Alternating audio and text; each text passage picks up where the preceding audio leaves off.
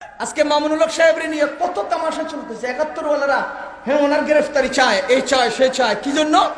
বাংলাদেশের ঢাকায় ভাস্কর্য তৈরিতে মামুন সাহেব বিরোধিতা করছে। আরে ইব্রাহিম আলাইহিস সালাম ওই সমস্ত ভাস্কর্যের বিরোধিতা করেছে, আজকে মামুনুল হক সাহেব বিরোধিতা করছে। নমরুদ জিজ্ঞেস করেছে মান ফাআলা হাযা বিআলিহাতিনা, আমাদের ভাস্কর্য আর মূর্তির সাথে আচরণ কে করেছে? ক্বালু সামি'না ফাতান ইয়াযকুরুহুম ইউকালু লাহু ইব্রাহিম, এক যুবকের নাম জানি, তার নাম হলো ইব্রাহিম, সেই ইব্রাহিম মূর্তির বিরুদ্ধে কথা বলে। আজকে যদি আয়াতকে প্রয়োগ করি তো ক্বালু সামি'না ফাতান, এক যুবকের নাম জানি, ইউকালু লাহু মামুনুল হক, তার নাম হলো মামুনুল হক। তার নাম কি?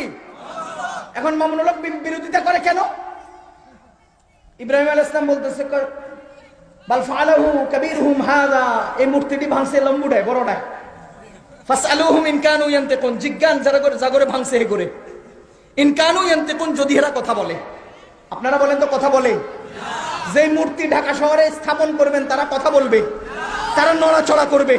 সূরা হজ্জের শেষ পৃষ্ঠায় আল্লাহ তাআলা বলেন তাদের হাতে, তাদের সামনে যখন খাবারগুলো রেখে দেওয়া হয়, কুকুর এসে খাবারগুলো খেয়ে ফেলে, তারা সেটাকে তাড়াইতে পারে না। কুত্তা ঠ্যাং তুল্লা তাদের গায়ে পেশাব করে, তারা সেটাকে তাড়াইতে পারে না।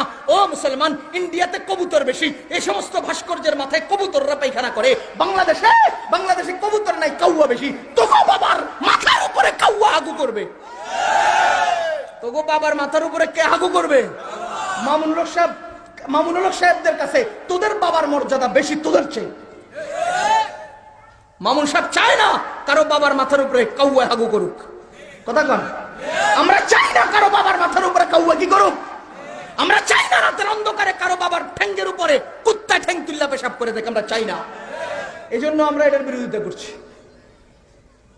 এবার যখন আর পারবে না দলিলে, কালু হাররিকুহু ওয়ানসুরু আলিহাতাকুম, মামুনুল হক সাহেবের তোমরা গ্রেফতার করো আর ইন্ডিয়ার দাদাগরে খুশি করো। কি কয় কোরআনের আয়াত? কালু হাররিকুহু, তারা আগুনে জ্বালায় দাও, ওয়ানসুরু আলিহাতাকুম, তোমাদের দাদাদেরকে তোমরা খুশি করো। দাদাগরে খুশি করা মানে কি? হেরে গ্রেফতার করো আর ওই দাদাগরে খুশি করো, মিলেনি? আল্লাহ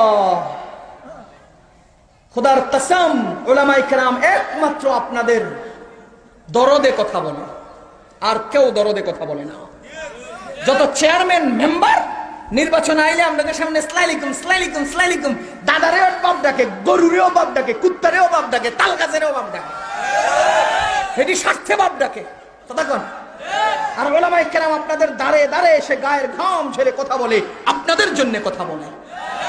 আপনাদের বাচ্চাদেরকে আমাদের মাদ্রাসায়, আপনাদের বাচ্চাদেরকে আমাদের মসজিদের বারান্দায় লা ইলাহা ইল্লাল্লাহ আমরা শিখাই, আর কালিমায়ে তাইয়্যিবা আমরা শিখাই, আমরাই ওযু করার তরিকা শিখাই, আমরাই ডান হাতে খাওয়া শিখাই, আমরাই বড়দেরকে সালাম দেওয়া শিখাই, আমরাই বাচ্চাদেরকে আদব আর আখলাক শিখাই। আর তোমাদের সন্তানদেরকে তারা নিয়া মদখোর বানায়, ঘুষখোর বানায়, সুদখোর বানায়, নির্লজ্জ বানায়, সমস্ত অপরাধ তারাই সৃষ্টি করে, আমরা মানুষের মতো মানুষ বানাই।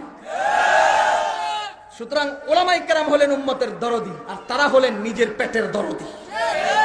তারা কিসের দরদি? পেটের দরদি।